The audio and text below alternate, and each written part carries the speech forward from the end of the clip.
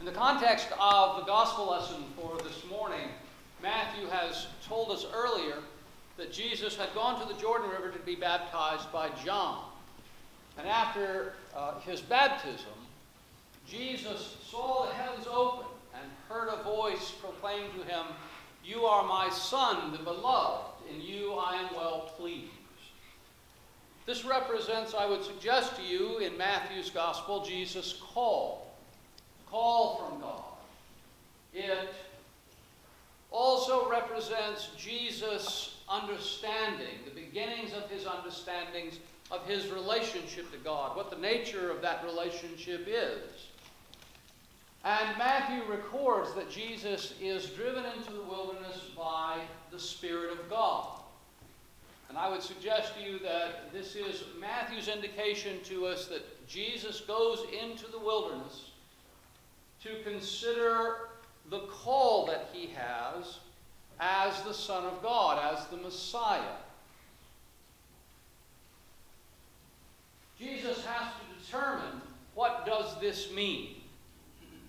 What will be the course of my life if I actually take this experience of hearing God and manifest that into a reality of my being, my own self-definition, if you will. Matthew says that Jesus is in the wilderness for 40 days and 40 nights. We don't need to take that literally, since in both the Old and the New Testament, the Hebrew and Greek phrases, respectively, are rather common usage. And really, it means not literally 40 days and 40 nights, but a period of time. It's the equivalent of if somebody asks us, when will we be back? And we say, well, later. It's the same basic sense. So it's a long period of time, or a period of time. Also, I would suggest to you that we do not need to interpret Matthew's gospel in a supernatural way, as if to segregate Jesus' experience as being completely different than our own. Matthew is representing here, I would suggest to you, an internal dialogue that takes place within Jesus. He does this by anthropomorphizing one side of the dialogue in the person of Satan, or the devil. That way you can have the conversation take place. It's actually a pretty clever way to illustrate what I take to be an understanding that Matthew is trying to communicate to us about Jesus' struggle with himself. Because Jesus' temptations, I'm going to suggest to you, are very much like our own. Because all of us have been called by God. All of us have been created by God. All of us have been redeemed by God in the life and ministry of Jesus the Christ. We are God's children.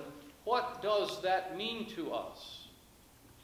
How do we integrate that understanding into ourselves? How do we use that to define ourselves, to define the course of action that we will take in our life, the direction of our lives? Will we progress in life? Will we find the abundance of life that Christ has come to give to us? Or will we regress in life? Will we deny our image of being created, of our image of creation in God's likeness? Will we deny our redemption in the life and ministry of Jesus? Will we deny our connection to Jesus? What will we do? It is also the temptations that we face as a people of God, as a congregation. Do we move forward? Do we move backwards? Do we play it safe? Do we take a risk? I would suggest to you that all of these are the questions that Jesus must face as he goes into the wilderness. Because the three temptations of Jesus represent, in Matthew's time, the three foundational understandings of a Messiah in Jewish culture. Jesus understands these points of view.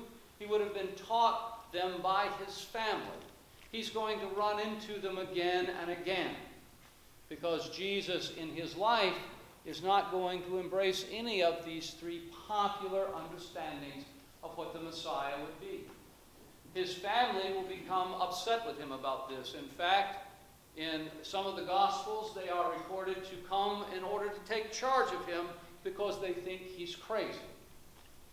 Peter will reflect this temptation later on when he answers the question that Jesus asked the disciples of, "Who do people say I am?" It is Peter who will say, "You are the Christ, the Son of the living God."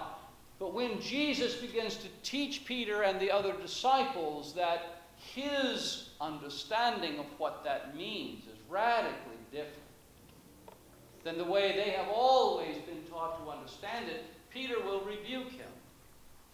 And in that rebuke, Peter becomes Satan. Because Jesus says to him, the way you think are not the ways that God thinks. You are oppositional to God's way. You are oppositional to my own self, to my own being and purpose of life. And so Jesus